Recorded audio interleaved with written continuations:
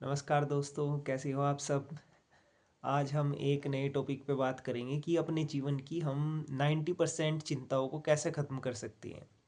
तो मैं इसको एक कहानी के थ्रू आपको बताऊंगा। ये मैंने एक बुक में पढ़ी थी, how to stop worrying and start living. उसमें क्या होता है, एक जब हमारा ये सेकेंड वर्ल्ड वॉर स्टार्ट हुआ था तो अमेरिका और जापान के बीच में युद्ध चल रहा था। तो अमेरिका में एक जनरल उसके अंदर था, पनडुब्बी के अंदर। तो पनडुब्बी को लेके वो अपना उस साइड गया है, जापान की साइड अटैक करने के लिए।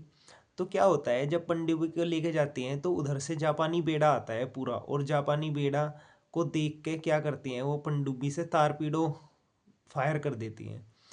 तो उनसे क्या होता है, तारपीडो फायर तो कर देती है वो, लेकिन वो फायर मिस हो जाता है।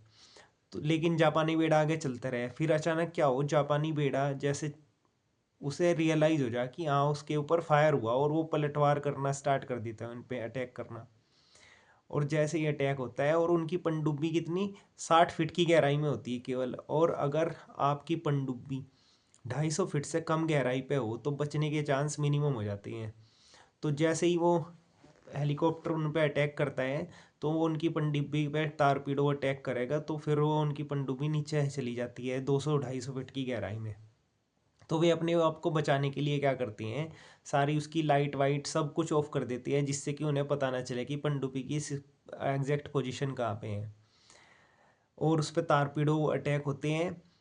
तो क्या होता है, अगर तारपीडो 15 फीट के अंदर किसी भी पनडुब्बी के पास पटक जाए तो डेथ मतलब पक्का है फिर तो, क्योंकि उसमें क्या होता है, पनडुब्बी टूट जाती है, वो फट जाती है।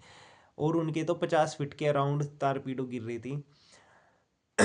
तो अपने आप को बचाने के लिए वे डाउन में चले जाते हैं। तब उस टाइम पे उस पनडुब्बी के अंदर टेम्परेचर बहुत ज़्यादा बढ़ जाता है, ऐसे 50-60-70 डिग्री के अप्रोक्सीमेट, क्योंकि यहाँ पे कोई कूलिंग सिस्टम तो है नहीं, अब लाइट ऑफ कर दी। लेकिन तब भी उस व्यक्ति को क्या होता है, जो उसमें नेवी का ऑफिसर होता है, वो उसे डर लगता है और ठंड के मारे कांप जाता है वो, इतनी गर्मी की सिचुएशन में भी। तो फिर क्या होता है, अब उसे लाइफ के बारे में रियलाइजेशन होता है कि लाइफ क्या है, क्या वैल्यू होती है लाइफ की। तो अब जब वो वहाँ से बच के निकलता है ना, तो उसे रियलाइज़ होता है कि हाँ, मैं अभी तक अपनी ज़िंदगी के बारे में कितनी चिंताएं करता था।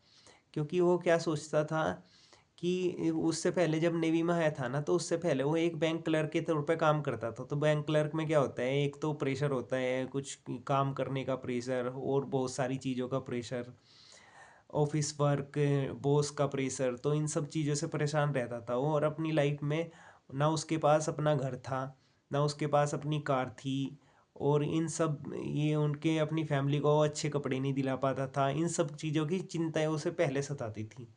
लेकिन जब वो उस कंडीशन में था, जब उसे लाइफ और उसके बीच में, डेथ के बीच में केवल दो ही सिचुएशन दिखाई दे रही थी, तब उसे लाइफ की वैल्यू रियलाइज हुई कि हम ना अपनी ज़िंदगी के अंदर बहुत छोटी छोटी चीज़ों के ऊपर टेंशन लेके रखते हैं, जबकि हमें उन चीज़ों की टेंशन लेने की कोई रिक्वायरमेंट नहीं होती, उनकी चिंता करने की। कभी हम हमारे उसके मुंह पे एक चोट लग गई थी, तो चोट लगने की वजह से क्या हो जाता है, वो उसके बारे में सोचता था कि मेरे चेहरे पे ये निशान कैसा आ गया। तो हम क्या करते हैं, अपनी ज़िंदगी में बहुत छोटी छोटी चीज़ों की टेंशन लेके रखते हैं, तो इनसे हमारे जीवन में कोई वैल्यू पुट नहीं होती। और उसको जब रियलाइज़ हो गया कि अगर मैं आज इस पनडुब्बी से बाई चांस बच गया ना, और मैंने अगर कल का सूरज देख लिया, तो मैं अपनी ज़िंदगी में कभी भी चिंता नहीं करूँगा, चाहे कुछ भी हो जाए, किसी भी टाइप की कंडीशन आ जाए। क्योंकि एक बात बताओ, आपकी लाइफ में सबसे बड़ी सिचुएशन क्या हो सकती है, डेथ ही। अब जिसने एक बार डेथ को भी फेस कर लिया, उसने देख लिया कि सामने उसकी डेथ है, तब उसे रियलाइज़ होता है कि मैंने अपनी ज़िंदगी के अंदर कितनी छोटी छोटी चीज़ों के ऊपर चिंताएं की। लोग क्या करते हैं, लोग अपने बालों के ऊपर कि यार मेरे बाल ऐसे गंजे हो गया, सर पे बाल नहीं रहे, इसके बारे में चिंता कर रही है, मेरा फेस ऐसा है, उसके बारे में चिंता कर रही है, किसी की बॉडी कोई पतला कोई मोटा है, उनके बारे में चिंता कर रही है। मतलब हम अपनी जीवन के अंदर ना छोटी छोटी लाइफ की छोटी छोटी सिचुएशन के अंदर भी अपने आप को चिंताओं में डाल के रखती हैं। जब आपको लाइफ और डेथ के बीच में डिफरेंस पता चलता है तब आपको रियलाइज़ होता है कि हाँ, इन सब चीज़ों के बारे में तो चिंता करने की रिक्वायरमेंट थी नहीं। तो इसलिए आपको भी डिसीज़न लेना चाहिए कि हम जो छोटी छोटी चीज़ों के बारे में सोच रही हैं उन्हें सोचना इतना वैल्यूएबल है नहीं। अपने जीवन को क्या करना चाहिए हमें, जो पर्पज़ है, आप जो पर्पज़ फिल करना चाहते हैं उस पर्पज़ के लिए अपने जीवन को लगाए और दूसरों को भी खुश रखें और अपने आप को भी खुश रखें। तो इस कहानी का जो मेन एम है कि आप अपने जीवन में जो क्रिएट होने वाली 90% चिंताएं हैं ना, उन्हें तो आप अपने आप सेल्फ से रोक सकते हो, बाकी 10% है उन्हें आप हैंडल कर सकते हो।